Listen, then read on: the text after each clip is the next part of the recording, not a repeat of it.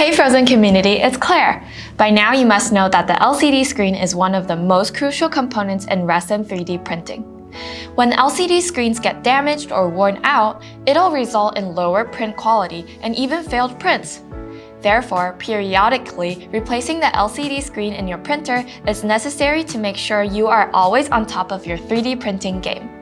So today, we'll show you how to replace the LCD screen on your Sonic Mini AKS. First and foremost, let's prepare the LCD of the Sonic Mini AKS, a 7.1-inch LCD frame tape, and the Allen wrench set from the Sonic Mini AKS toolbox. Before we begin, remember to turn off the printer and unplug the power cable for our safety. Then, we'll remove these three components: acrylic cover, building plate, and the resin vat. Carefully lay the printer down on a flat surface and loosen the 4 screws on the bottom case with the 3mm Allen wrench. Then open the bottom case. Remove the acetate cloth tape that secures the LCD cable to the LCD hood and put it aside. Remember not to throw away the acetate cloth tape. Next, we'll remove the LCD hood. Loosen the 4 screws that hold the hood in place with the 2.5mm Allen wrench. Remove the hood. First, unclip the buckle and detach the LCD ribbon cable from the old LCD to disconnect it from the main board. Then remove the acetate cloth tape from the main board and put it aside. Unclip the buckle and detach the LCD ribbon cable from the main board. Next, turn the printer upright and remove the LCD frame tape around the LCD screen.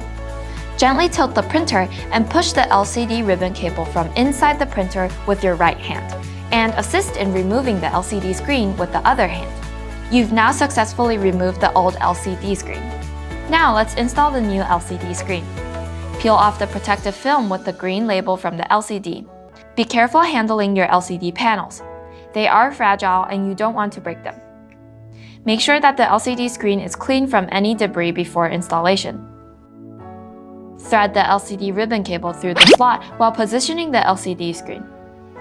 Next, peel off the protective film with the red label.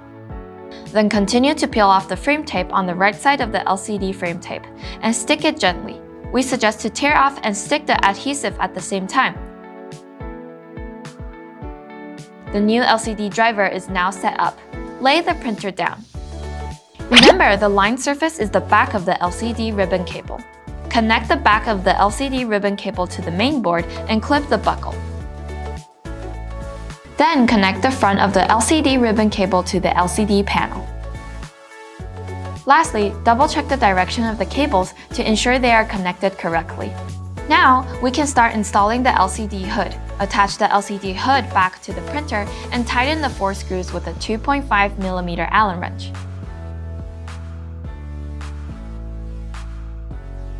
Stick the acetate cloth tape back to the main board and LCD hood to secure the LCD cable.